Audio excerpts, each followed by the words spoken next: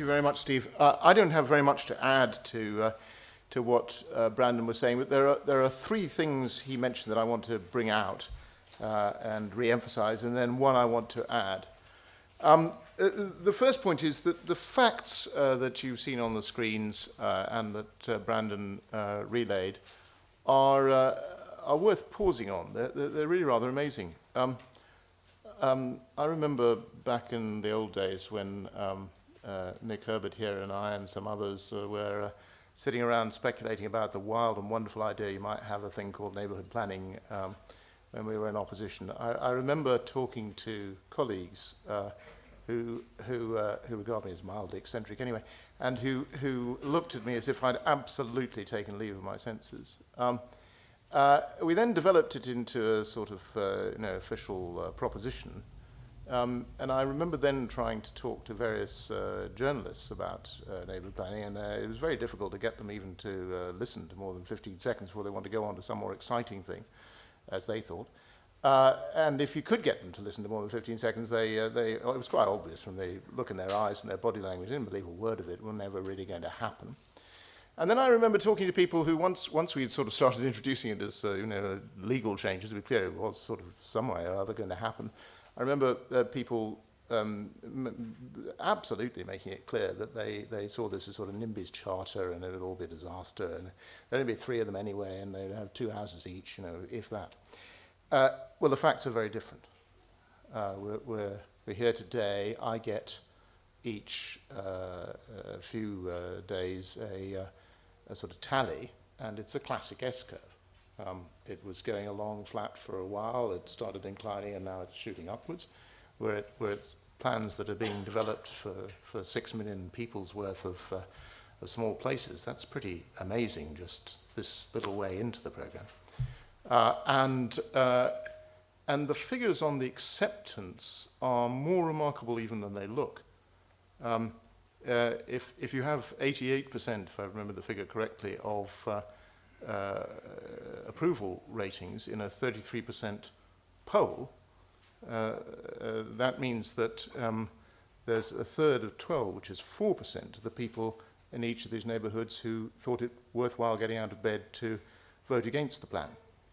It suggests that 96% of the population of each of these places either were happy enough and didn't bother to vote, or positively voted in favour. It's a pretty remarkable result. And there are reasons for that, and they have to do with the fact that this is actually something that communities own. It's something that is their own. They've invented it. And they feel that way about it. And it is not an exercise in government consultation, words that strike terror into my heart. Typically mean that people don't feel that they really have a chance to change things. Here they really can change things. And that's the final thing which has really changed, that even after all the other people began to think at the centre that it might really happen and might begin to produce some results, I kept on going around places where people were talking about this, individual local neighbourhoods, and you could see when you said to them that you really will have power, that they simply didn't believe you. It never happened to them. All sorts of things happened in their lives. They had never come across a case in which a government had actually given them some power they didn't previously have. Take it away, yes. Give it to them, they were not used to. And they didn't believe it. And now they are beginning to believe it, because it's true. So that's a remarkable thing. The second thing I want to bring out from what Brandon said is that this has had an amazing effect on the planning system. And the amazing effect that it's having on the planning system is that it's turning it into a planning system. It was not a planning system. It was a system of development control. It was a negative system, not a positive system. I think the new style local plans are already in advance in the direction of planning, but neighbourhood plans really are plans. They are a neighbourhood coming together to work out how it wants to live collectively from the point of view of its built environment. And that is a plan. Brandon said that the neighbourhood plans have the same weight in planning law as local plans. I know that that's true, but actually the development order has actually more weight than a local plan in the sense it is a development order. It's there It's actually a plan.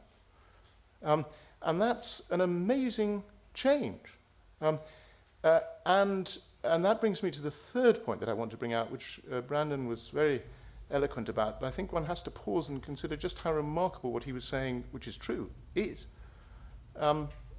This has had an extraordinary effect on housing. And the effect is that people in places where they objected to housing are now in favour of housing. That's an amazing about turn. Why does it come about? And the answer is sort of blindingly obvious, which is that actually most people don't like somebody else deciding what they're going to have next to them. But if you ask them whether things should be built next to them or near them, then they start asking completely different questions. Instead of asking where they can buy the machine gun so they can have a machine gun nest so they can machine gun down anyone that's suggesting putting anything there, they start asking themselves the question, what do we as a matter of fact need?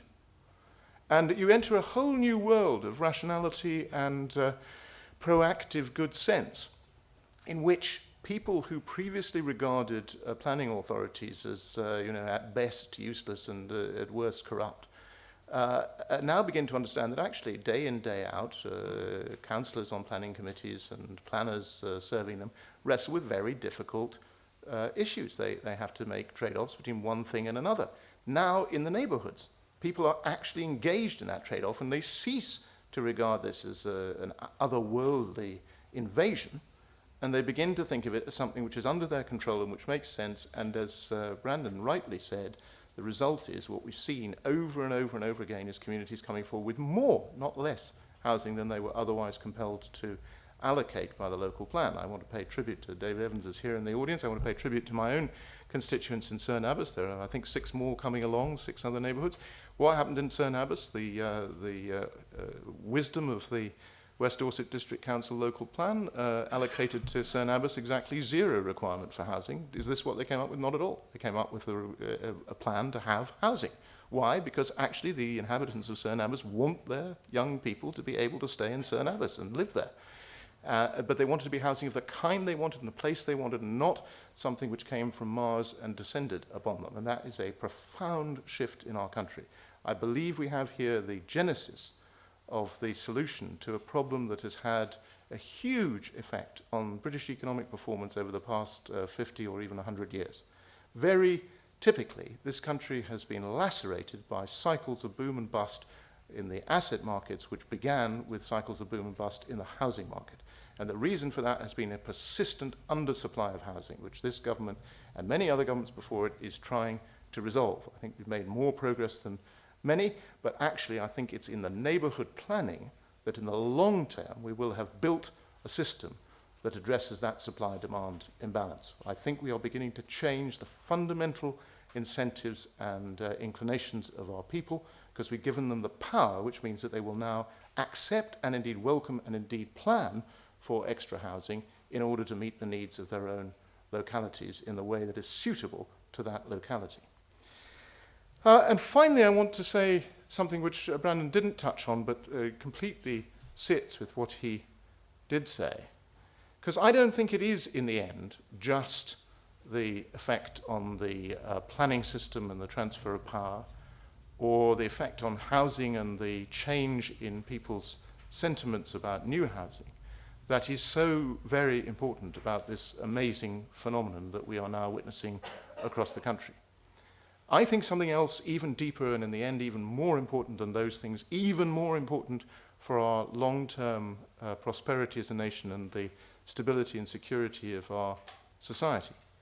Because in the end, what binds a nation is not just its housing or its planning or its economic performance, hugely important as these things are. What binds a nation in the end is social capital. It's the fact of people getting on with one another, knowing how to live with one another, having a sense of solidarity with one another that builds a great nation. It's what carried us through many centuries of defense of this little island. It's what carried us through in the previous century 2 world wars. It's what, in the end, matters most about our country. And the building of social capital can be done by many means, and many of us in this room are familiar with things of inestimable importance that people who don't understand them, too frequently ignore. Things like village halls and voluntary clubs and the ways in which individual families and family networks support one another, and indeed just the way that when someone pops into the village shop, somebody notices that they're not as well as they were and actually does something which is irreplaceably valuable and goes far beyond what any, however brilliant social services can ever do.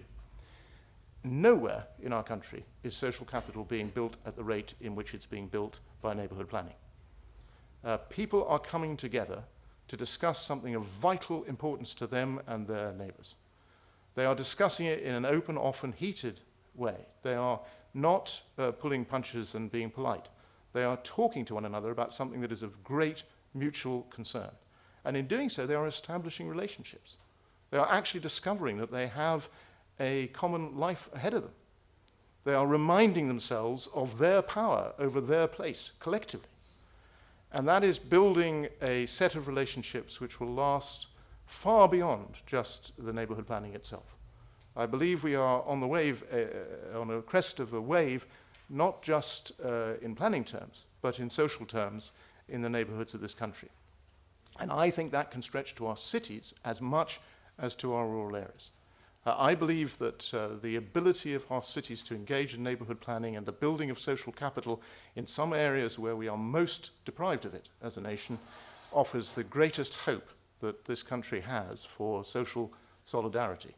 And that in the end, as I say, I think matters most of all. So this is an extraordinarily important movement, not just for planning, not just for housing, not just for our economy, but also for our society as a whole. Thank you.